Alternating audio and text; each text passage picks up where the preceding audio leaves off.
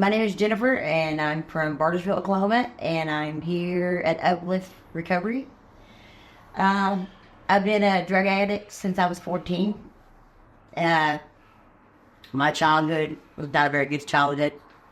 Uh, I thought it was normal, but it wasn't at all.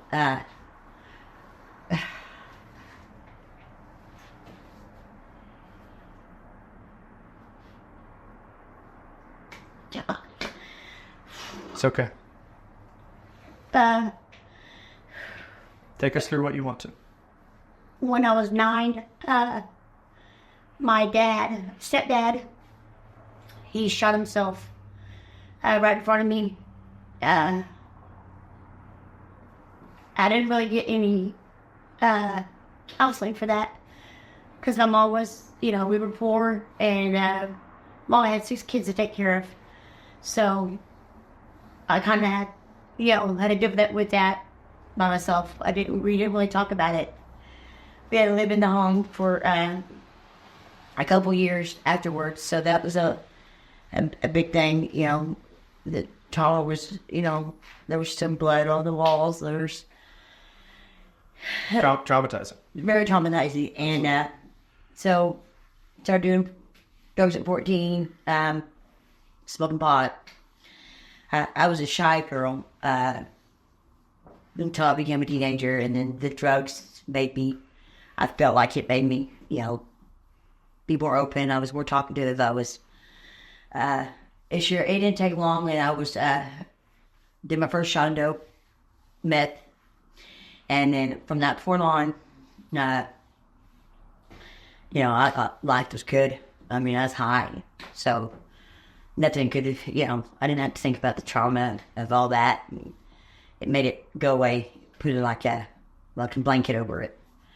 I had my first kid at 16. I was a good mom at first, and then I had my second kid at 21, and I never experienced like the bar scene and going out and doing all that until my second kid. And then once I experienced that, it was just like shortly after that I kind of abated my kids and went towards the partying line.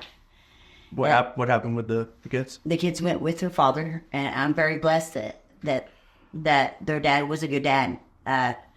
He also had mental issues and drug issues, but he was a good dad. I'm blessed that my kids never got taken by DHS. I did that for years, and then I got pregnant with my son. And, I wasn't ready for that. My third kid.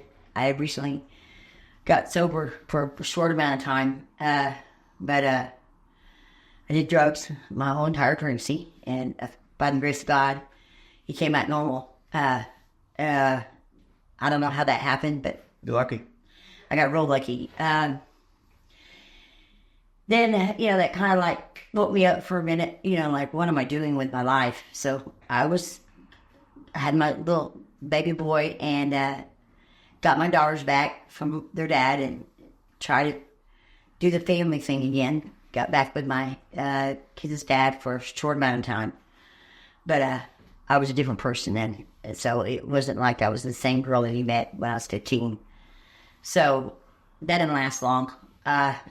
So there I was sneaking off to my hometown just to get high every once a month. I sneaked off to Bartersville and do a shot of dope real fast, and that went on for a little bit, and then eventually I just kind of left my kids again, and that's when I met my husband. I was 24, he was 54. He was my plug. So, he had a house, he had a car, he had, by looking at him, you couldn't tell that he was a drug addict. So my family was okay with that, kind of, even though he was so much older than me. I had my kids back and living the sober life, but really in reality, it wasn't sober life. That was probably when I was really strung out. I just learned how to hide it better from my family. At least I thought I was hiding it, because I really wasn't hiding it. They knew the whole time. I just had it in my head that they didn't know it. And from that point on, I ended up leaving him, divorcing him, and partied, and then I got an opportunity. My oldest daughter started having kids, and she had her first kid at 13. So me and my kids' dad pretty much took the baby, and it was our kid because my daughter was only 13. And then years went by, and she went to prison, so I got custody of my grandkids. And I was doing it. I had the house. I had my own house. I had my own car. I had a job. I was working, and I was hustling at the same time, and doing drugs. And I thought I was living. Everything was okay, even though it wasn't. I was still doing drugs. My kids were not happy. The bond I had with my children quickly separated. So when I lost my job, that spiraled out of control. I started shooting up again and getting with the wrong guy. And you know, my kids lived with my sister, you know, because my two youngest kids were in high schools, and they never would have graduated high school if they would have stayed with me. They would have dropped out because life with me was not good. I was angry. I've been angry my whole life. I was angry at the world, but really I should have been angry with myself. I know that now. I wonder if that all started at night. Yeah, yeah. I was angry at the fact that, you know, why did I have to experience that with the only dad I know? You know, that he was a good stepdad. I mean, he took in.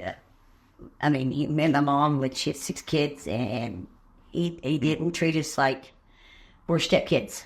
We're his kids, and I wish I would have gotten a little bit more counseling for that, because I could still smell the gunpowder. I can still see his brain spatter on the wall. I see all that all the time. So I try not to think about it too often, but it all it takes is just one little trigger, and I'm right back to that 9-year-old little girl.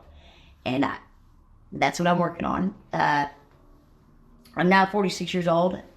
And I heard about Uplift Recovery from my ex-boyfriend.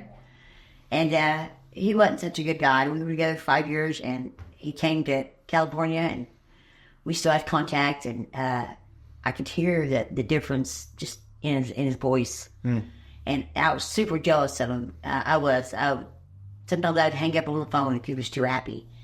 And I just couldn't get it. Why